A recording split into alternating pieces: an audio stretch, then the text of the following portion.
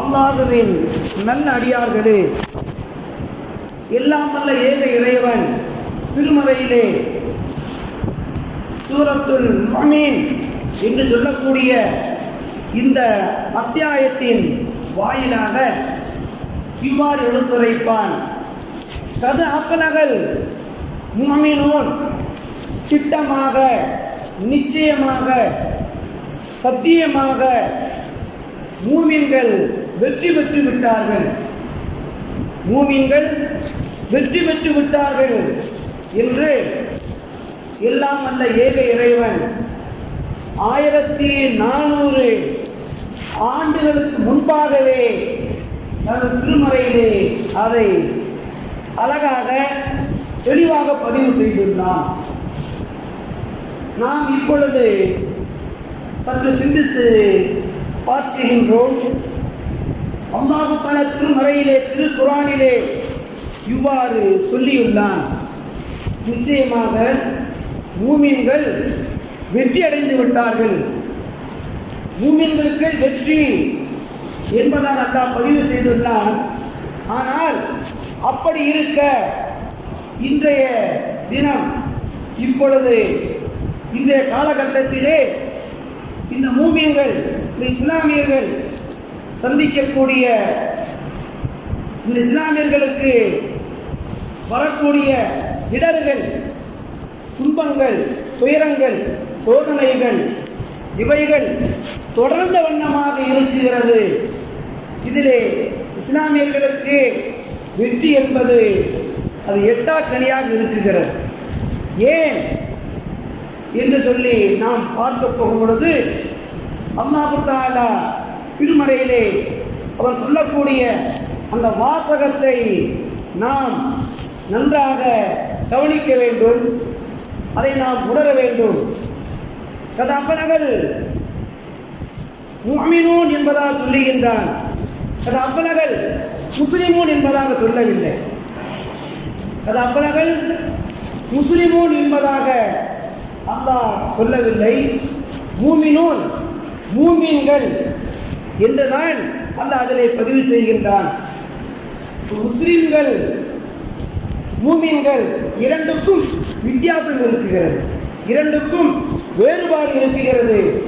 முஸ்லிம்கள் என்றால் லா இலாஹ இல்லல்லாஹ் முஹம்மது ரசூலுல்லாஹ் என்ற இந்த இஸ்லாத்தினுடைய தாரக மந்திரத்தை ஒழிந்தவர்கள் அனைவர்களும் முஸ்லிம்கள் தான். அதில் எந்த சந்தேகமுமே கிடையாது. ஆனால் அல்லாஹ் தஆலா இங்கு மூமின் என்பதாக சொல்லுகின்றான், குறிப்பிட்டு காட்டுகின்றான். நான் லா இலாஹ இல்லல்லாஹ் என்று சொல்லக்கூடிய அந்த திருக்கலிமாவை நொடிந்தவர்கள் எல்லாரும் மூமின் என்று சொல்லக்கூடிய அந்த இடத்திற்கு, அந்த அந்தத்துக்கு வருகின்றார்கள். ஆனால் கலிமாவை மட்டும் நீங்கள் சொன்னால் போதாது. கலிமாவை மட்டும் முன்மொழிந்து விட்டால் நீங்கள் மூமினாக ஆகிவிட முடியாது.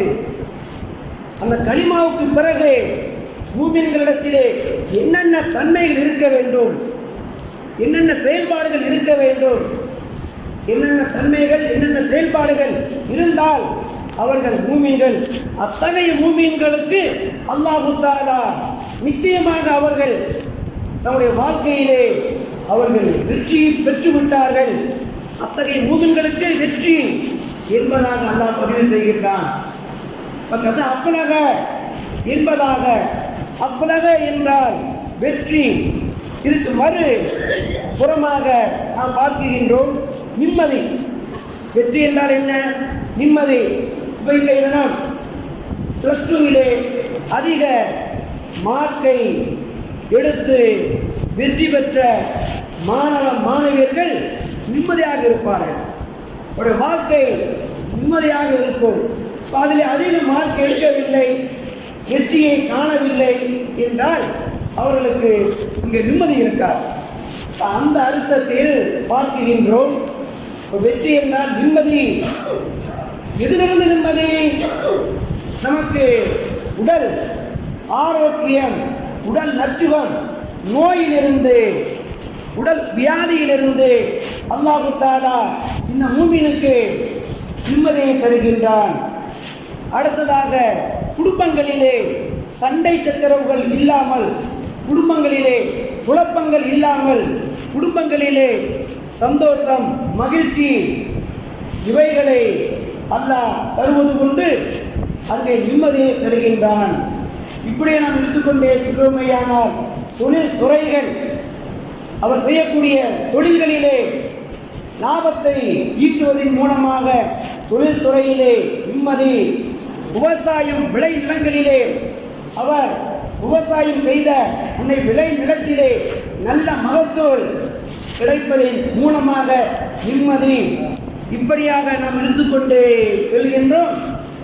நமது சமுதாயத்திலே நிம்மதியான வாழ்க்கை எதிரிகளின் மூலமாக இடர்கள், தொந்தரவுகள், துன்பங்கள், துயரங்கள் இல்லாமல் இந்த இஸ்லாமிய சமுதாய மக்கள்கள் நிம்மதியாக வாழ வேண்டும். அந்த அப்பலகன் சொல்லக்கூடிய அந்த வார்த்தைக்கு நிம்மதி என்பதாக அர்த்தம். இன்றைக்கு நாம் ஒரு மனிதர் நிறைய சொத்து சுகம் வச்சிருக்கிறாரு, நிறைய சொத்து சுகம் வச்சிருக்கிறாரு, கார் வச்சிருக்கிறாரு, பங்களா வச்சிருக்கிறாரு, எல்லாமே இருக்கு. அவரிடத்திலே நிம்மதி மட்டும் இல்லை. நிம்மதி என்பது அது மட்டும் இல்லவே இல்லை. நிம்மதி இல்லை என்றால் மனிதன் அவன் மிகவும் அவன் தொல்லைக்கு உள்ளாகி விடுகின்றான், துக்கத்துக்கு உள்ளாகி விடுகின்றான். அந்த நிம்மதியை இழந்தவன் அந்த நிம்மதி இல்லாததை நினைத்து நினைத்து நொந்து தன்னுடைய வாழ்க்கையை அவன் அழித்துக் கொள்கின்றான். ஆக இப்பொழுது நாம் இந்த இஸ்லாமிய மக்களுக்கு நமக்கு தேவை நிம்மதியான வாழ்க்கை. அவரவர்கள் இருக்கக்கூடிய அந்த மார்க்கத்திலே அந்தந்த கொள்கை கோட்பாடிலே மக்கள்கள் நிம்மதியாக வாழ வேண்டும். அந்த நிம்மதியற்ற வாழ்க்கையிலிருந்து மக்கள் நிம்மதி பெற்று வாழ வேண்டும். அதற்குத்தான் அல்லாஹ் தஆலா அந்த நிம்மதியான வாழ்க்கைக்கு என்ன தேவை, நிம்மதி நமக்கு கிடைக்க வேண்டும். அடுத்ததாக சொல்லுகின்றான் மூமீன்கள். மூமீன்கள் என்றால் அல்லாஹ்வுடைய அந்த கட்டளையை, ரசூலுடைய அந்த சுன்னத்தான நடைமுறையை, வழிமுறையை பேணி நடக்கக்கூடியவர்கள், இவர்கள் தான் மூமீன்கள். அந்த மூமீன்களுக்குள்ள அந்த தகுதியை, அந்த அடையாளத்தை அல்லாஹ் தஆலா சொல்லி காண்பிக்கின்றான். மூமீன்கள் என்றால் அவர்கள் எத்தகையவர்கள்? அல்ல சில பண்புகளை அதிலே சொல்லிக்கொண்டே வருகின்றான். அதிலே சொல்லிக்கொண்டு வரப்போகிறது இரண்டு விஷயத்தை அல்லாஹ் குறிப்பாக சொல்லுகின்றான். வல்லதீனஹும் ஃபீ ஸலாத்திஹிம் காஷியூன், தொழுகையிலே இறைவனை வணங்கக்கூடிய விஷயத்திலே, இறை கடமையை நிறைவேற்றக்கூடிய விஷயத்திலே அவர்கள் பயபக்தியோடு, இறை அச்சத்தோடு அந்த தொழுகையை, இறை கடமையை அவர்கள் நிறைவேற்றுவார்கள். அடுத்ததாக வல்லதீனஹும் அன் ஸலாத்திஹிம் ஹாஃபிதூன், அந்த தொழுகையை அவர்கள் பேணுதலாக தொழுது வருவார்கள். அந்த தொழுகையை அவர்கள் பேணுதலாக தொழுது வருவார்கள். பேணுதலாக என்றால் ஐவேளை தொழுகையும் இமாம் ஜமாத்தோடு, அவ்வல் தக்பீரோடு, அந்த இமாம் ஜமாத்தோடு அவர்கள் நிறைவேற்றுவார்கள், தொழுகையை பேணுவார்கள். இத்தகையவர்கள் தான் அந்த வெற்றிக்குரிய, நிம்மதிக்குரிய மூமின்கள் என்று அல்லாஹ் தஆலா திருமறையிலே பதிவு செய்கின்றான். நான் நன்றாக சிந்தித்து பார்க்க வேண்டும். இன்றைய தினம் நம்முடைய சமுதாய மக்கள்கள், நம்முடைய இஸ்லாமிய மக்களுக்கு ஏற்படக்கூடிய இந்த சோதனைகளும், இந்த இடர்களும், துன்பங்களும் எதனால் ஏற்படுகின்றது? நான் நன்றாக சிந்தித்து பார்க்க வேண்டும். நாம் தொழுகின்றோம், நம்முடைய தொழுகையிலே இறையச்சம் இருக்குகிறதா? நம்முடைய தொழுகையிலே இறையச்சத்தோடு, பயபக்தியோடு நான் அல்லாஹ்வுக்காக இந்த தொழுகையை நிறைவு செய்கின்றேன் என்ற பயபக்தியோடு, இறையச்சத்தோடு தொழக்கூடிய மக்கள்கள் எத்தனை பேர்? அடுத்ததாக இந்த தொழுகையை பேணுதலாக நாமும் தொடர்ச்சியாக பார்த்து கொண்டே வருகின்றோம். இந்த இஸ்லாமிய மக்கள்கள் இந்த தொழுகையுடைய விஷயத்திலே மிகவும் பொழுதுபோக்காக, கவனக்குறைவாக இருந்து வருகின்றார்கள். எத்தனையோ ஜும்மா பிரசங்கங்கள் சொல்லப்படுகின்றது, எத்தி வைக்கப்படுகின்றது. ஆனால் அந்த ஜும்மாவுடைய நாளில், அந்த ஜும்மாவுடைய தொழுகைக்காக, அந்த ஜும்மாவுடைய தினத்திலே மக்கள் ஒன்று கூடுகின்றார்கள், அந்த தொழுகையை நிறைவேற்றுகின்றார்கள். இந்த ஜும்மாவுக்கு கூடக்கூடிய இந்த மக்கள் அதற்கு அடுத்து வருகின்ற ஜும்மா தொழுகைக்கு அடுத்து வருகின்ற இந்த அசர் தொழுகையிலே எங்கே செல்கின்றார்கள்? நாம் சிந்தித்து பார்க்க வேண்டும். நம்முடைய சமுதாயத்தின் நிலைமை இன்று இப்படிதான் இருந்து கொண்டிருக்கின்றது. இதன் காரணமாகத்தான் மூமின்களுக்கு வெற்றி என்பது அது எட்டாக்கடியாக இருந்து கொண்டிருக்கின்றது. மேலும் இது தொடர்பாக அப்துல் சலாம் சௌபான் ரலியல்லாஹு அன்ஹுமா இருவர்கள் அறிவிக்கின்றார்கள், கண்மணி நாயகம் ஸல்லல்லாஹு அலைஹி வஸல்லம் அவர்கள் முஸ்லிம்களுக்கு வெற்றி கிடைக்காமல், முஸ்லிம்களுக்கு வெற்றி என்பது கிடைக்காமல் தோல்வியே கிடைப்பதற்கு என்ன காரணம் என்று கண்மணி நாயகம் ஸல்லல்லாஹு அவர்கள் சொல்லும் பொழுது, சில பண்புகளை இவர்கள் வெறுக்க வேண்டும், சில பண்புகளை இவர்கள் வெறுக்க வேண்டும் அப்படின்னு சொல்லிக்கிட்டே வர்றாங்க. அப்படி வரப்போகும் பொழுது சஹாபாக்களிடத்திலே சொல்லுவார்கள், உணவு தட்டிலே உணவை நான் பங்கு போட்டு சாப்பிடுவதற்கு பிறரை அழைப்பதை போன்று இந்த சமுதாய மக்கள்களை நம்மளை அழிப்பதற்காக எதிரிகள் அனைவரும் ஒன்று திரளக்கூடிய, ஒன்று சேரக்கூடிய அந்த காலம் வரும் என்பதாக கண்மணி நாயகம் ஸல்லல்லாஹு அவர்கள் சொன்னார்களே, அது இந்த காலம்தான். நன்றாக நாம் நினைத்து பார்க்க வேண்டும். அப்பொழுது கண்மணி நாயகம் ஸல்லல்லாஹு இடத்திலே ஒரு நபி தோழர் கேட்கின்றார்கள், யா ரசூலல்லாஹ், அல்லாஹ்வுடைய தூதரே, அருமை நபிகள் நாயகம் ஸல்லல்லாஹு அவர்களே, அப்பொழுது நாம் எண்ணிக்கையிலே சிறுபான்மையாக இருப்போமா? அப்பொழுது நாம் எண்ணிக்கையில் சிறுபான்மையாக இருப்போமா என்று கேட்கிறார். அப்பொழுது இந்த கேள்வியை கேட்டுவிட்டார்கள். இப்பொழுது நம்மளை பற்றி மற்றவர்கள் சொல்கிறார்கள், சிறுபான்மை இனத்தார் என்பதாக. நாம் சிறுபான்மை இனத்தவர்கள் அல்ல. நாம் யார்? சிறுபான்மை இனத்தரை சார்ந்தவர்கள் அல்ல. நாம் இந்த உலகத்திலே, இந்த இந்தியாவிலே 2 கோடி அதுக்கு மேலாக முஸ்லிம்கள் நாம் வாழ்ந்து கொண்டிருக்கின்றோம். பெருமானாட்ட அந்த சாமி கேட்க போகும்பொழுது ரசூலுல்லாஹ் சொல்லுவாங்க, கிடையவே கிடையாது, நீங்கள் சிறுபான்மையினர்கள் அல்ல, நீங்கள் எண்ணிக்கையிலே அதிகமாக இருப்பீர்கள், நீங்கள் எண்ணிக்கையிலே அதிகமாக இருப்பீர்கள். ஆனால் வெள்ளத்திலே அடித்து செல்லப்படக்கூடிய அந்த சருகுகளை போன்று உறுதியற்றவனாக இருப்பீர்கள். உங்களுக்கு இடையிலே கருத்து வேறுபாடு, முரண்பட்டு இருப்பீர்கள். இன்றைக்கு பார்க்கின்றோமா இல்லையா? உங்களிடத்திலே ஒற்றுமை என்பது இருக்காது என்று கண்மணி நாயகம் ஸல்லல்லாஹு அவர்கள் அன்றைக்கே நமக்கு சொல்லி காட்டுகிறார்கள். கருத்து வேறுபாடு, முரண்பாடு, ஒற்றுமை இல்லாமல் இன்று நாம் இருந்து கொண்டிருக்கிற நம்மிடத்திலே எத்தனையோ இயக்கங்கள் நம்மிடத்தில் இருந்து கொண்டிருக்கின்றது. சரியான ஒரு தலைமை நம்மிடத்திலே இல்லை. அப்ப இப்படி நீங்கள் பிளவுபட்டு இருப்பீர்கள், உங்களிடத்திலே ஒற்றுமை இருக்காது. உங்களை பற்றிய அந்த அச்சத்தை எதிரிகளிடத்தில் உள்ளத்திலிருந்து அல்லாஹ் அதை தூக்கி எறிந்து விடுவான். இன்னைக்கு பார்க்கிறோமா இல்லையா? இன்றைக்கு நம்மளை பற்றிய அந்த அச்சத்தை அல்லாஹ் எதிரிகளுடைய அந்த உள்ளத்திலிருந்து அல்லாஹ் தூக்கி எறிந்து விட்டான். இன்னைக்கு அவர்கள் தாங்கள் நினைத்ததை சாதித்துக் கொண்டிருக்கிறார்கள். என்ன செஞ்சிருக்கிறாங்க? இன்னைக்கு அந்த எதிரிகள் இஸ்லாமிய மக்கள்களை என்னவெல்லாம் செய்ய வேண்டுமோ அதை அவர்கள் செய்ய துணிகின்றார்கள், செய்வதற்கு அவர்கள் எத்தனிக்கின்றார்கள், சாதிக்கின்றார்கள், பெருமானார் சொல்லி காண்பிக்கின்றார்கள். அப்படி இருக்கக்கூடிய அந்த நேரத்திலே உங்களுடைய உள்ளத்திலே வகன் ஏற்பட்டுவிடும். உங்களுடைய உள்ளத்திலே என்ன ஏற்பட்டுவிடும்? வகன் ஏற்பட்டுவிடும்.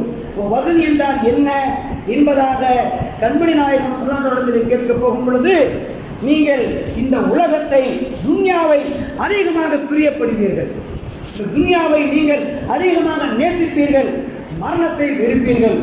நடக்குதா இல்லையா? சிந்தித்து பார்க்க வேண்டும்.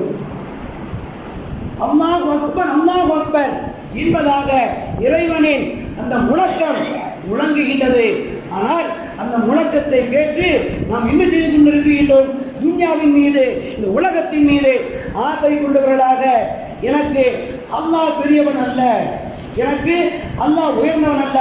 நான் செய்யக்கூடிய இந்த வியாபாரம், இந்த தொழில், இந்த கொடுக்கல் வாங்கல்கள், இந்த பேச்சு, இவைகள் தான் எனக்கு உயர்ந்தது என்பதாக சொல்லிக்கொண்டு நாம் தொழுகையை நாம் அசால்ட்டாக கவனக்குறைவாக இருந்து கொண்டிருக்கின்றோமே. இதைத்தான் பெருமானார் சொல்லி காண்பித்தார்கள். உங்களிடத்திலே உலகத்தினுடைய மோகம் அதிகமாக ஆகிவிடும், மரணத்தை விரும்பீர்கள் என்பதாக சொன்னார்கள். ஆக வெறும் நாம் இந்த இஸ்லாமியர்களுக்கு வெற்றி கிட்ட வேண்டும் என்றால், வெற்றி கிடைக்க வேண்டும் என்றால் நாம் செய்ய வேண்டிய காரியங்கள் என்ன? தொழுகைகளை முறையாக நாம் பேணி தொழ வேண்டும். தொழுகைகளை முறையாக அந்தந்த வக்திலே பேணி தொழுக வேண்டும். அந்த தொழுகையை பற்றி கூட அல்லாஹ் திருக்குறானில் சொல்ல போகிறது, இன்ன ஸலாத்து கானத் அலல் முஃமினீன கிதாபன் மௌகூதா என்பதாகத்தான் சொல்லி காண்பிக்கின்றான். இன்ன ஸலாத்து கானத் அலல் முஸ்லிமீன் என்பதாக அவன் சொல்லவில்லை. முஸ்லிம்கள் உங்கள் மீது தொழுகை நேரம் குறிப்பிடப்பட்டுள்ளது என்பதாக அல்லாஹ் சொல்லவில்லை. மூமின்களே உங்கள் மீது தொழுகை நேரம் குறிப்பிடப்பட்டிருக்கிறது, நீங்கள் அந்த நேரத்திலே அந்த தொழுகையை நிறைவு செய்யுங்கள், நிறைவேற்றுங்கள் என்பதாக அல்லாஹ் குர்ஆனிலே எச்சரிக்கை விடுக்கின்றானே. இந்த எச்சரிக்கையை நாம் எத்தனை நபர்கள் காதிலே வாங்கிக் கொண்டிருக்கின்றோம்? அல்லாஹ் அந்த திருக்குர்ஆனிலே இந்த மக்களை, மூமீன் என்றால் ஈமான், அது உயர்ந்த இடம், உயர்ந்த அந்தஸ்து. அல்லாஹ் தஆலா இந்த மக்களை அப்படித்தான் திருக்குர்ஆனிலே அழைக்கின்றான். யா அய்யுஹல்லதீன ஆமனூ, யா அய்யுஹல்லதீன ஆமனூ என்றுதான் திருக்குர்ஆனில் அல்லாஹ் நெடுக சொல்லிக்கொண்டே வருகின்றான்.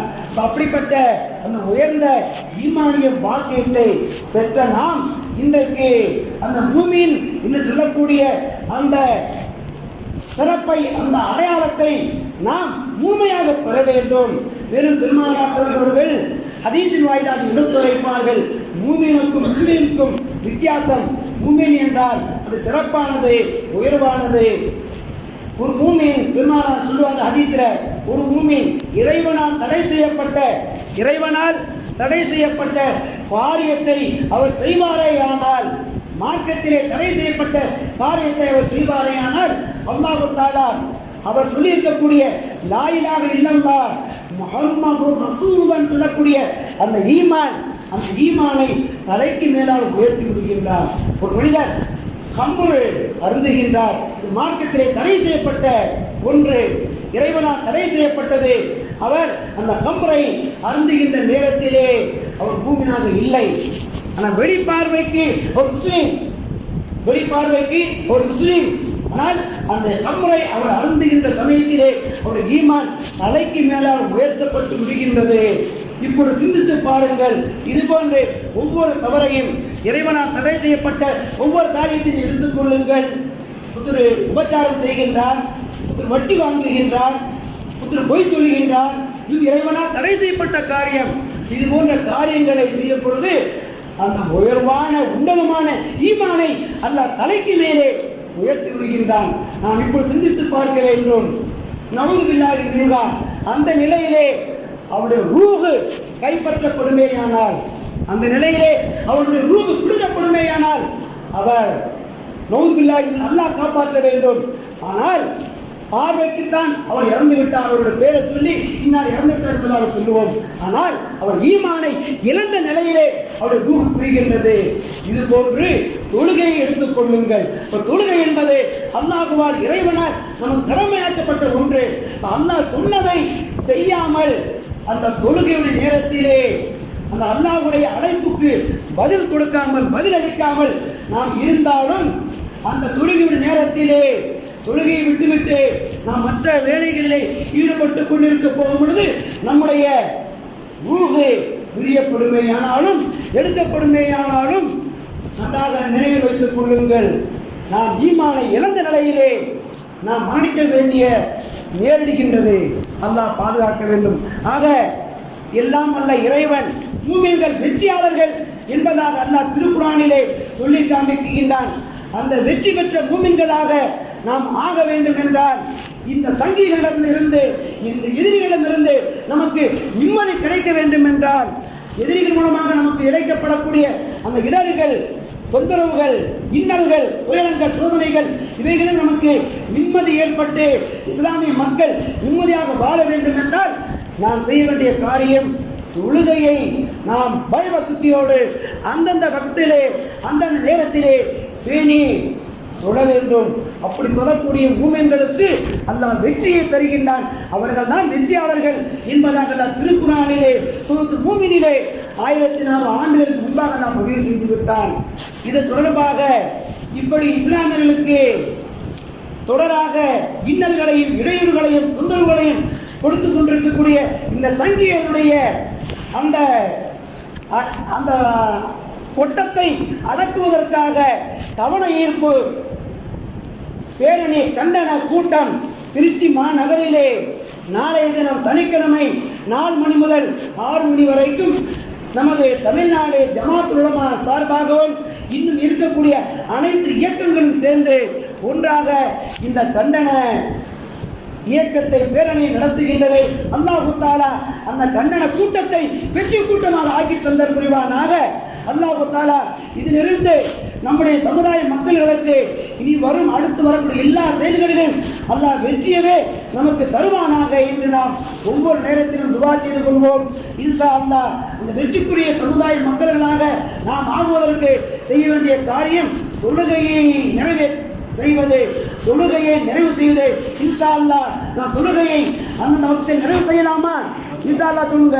இன்ஷா அல்லாஹ் அப்படி செஞ்சால் நாம் தான் வெற்றிக்குரிய பூமியங்கள்.